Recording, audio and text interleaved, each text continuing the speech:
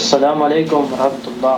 وعلیکم السلام عاقل ورحمۃ اللہ صاحب، وبرکاتہ۔ آپ خیریت سے ہوں گے انشاءاللہ۔ عاقل صاحب، میں نے عرب کے اندر کچھ لوگوں کو جو بوڑھے ہوتے ہیں ان کو دیکھا ہے کہ وہ لوگ صرف جبہ یعنی توپ پہنتے ہیں، اندر شلوار لنگی یا پھر انر وغیرہ نہیں پہنتے، صرف جبہ پہنتے ہیں اور نماز پڑھتے ہیں۔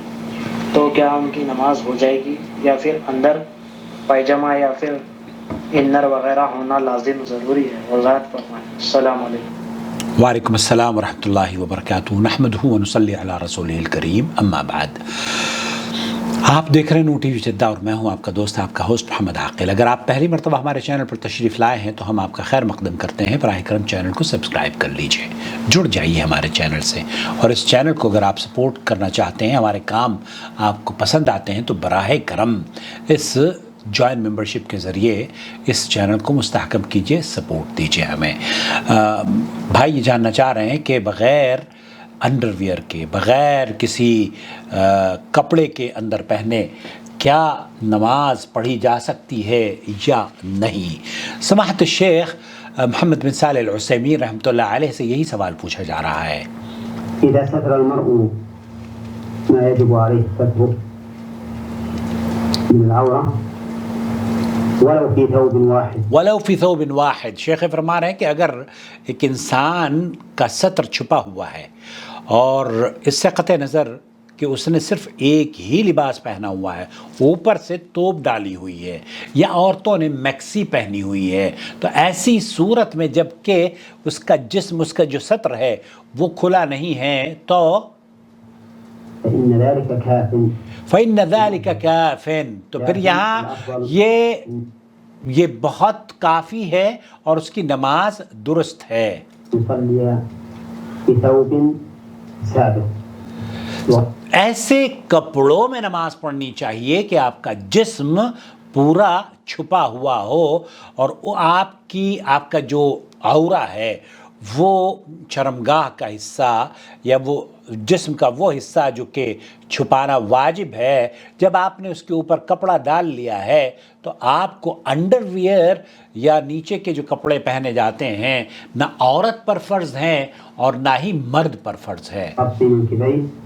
وَيُغَطِّ عَوْرَتَهُ، ما بين السرة والركبة۔ یہاں سرت اس طرح یہ جو کپڑے پہنے ہوئے ہیں اور آپ کے کندھے بھی ڈھکے ہوئے ہیں تو آپ کی نماز ہو گئی ہے۔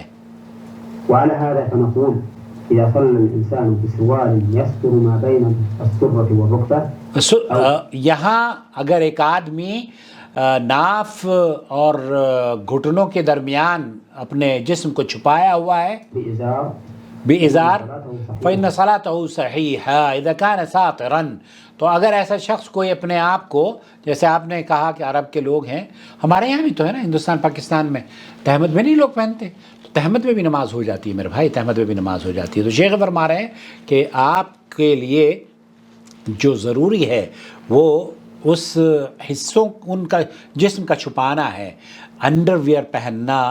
میری ایک ویڈیو ہے، یہاں آپ دیکھ سکتے ہیں کہ عورت کی نماز ساڑی میں، کیونکہ بہت ساری ساڑی جو ہوتی ہیں، ساڑی کے اندر کیا عورتیں پہنتی ہیں؟ پیٹی کوٹ پہنتی ہیں نا، اور پیٹی کوٹ کے اندر بھی بعض مرتبہ خواتین انڈر ویئر سے نہیں پہنتی ہیں، بغیر انڈر ویئر کے، جیسے مرد حضرات بغیر انڈر ویئر کے لنگی پہنتے ہیں، اسی طریقے سے اچھا لنگی ہے، اب پجامے ہیں، پجامے میں کہاں کوئی انڈر ویئر پہنتا ہے، تو یہ انڈر ویئر پہن لے تو یہ آپ کی اپنی مرضی ہے، لیکن نماز سے اس کا کوئی تعلق نہیں ہے۔ شاید آپ یہ جاننا چاہ رہے ہیں۔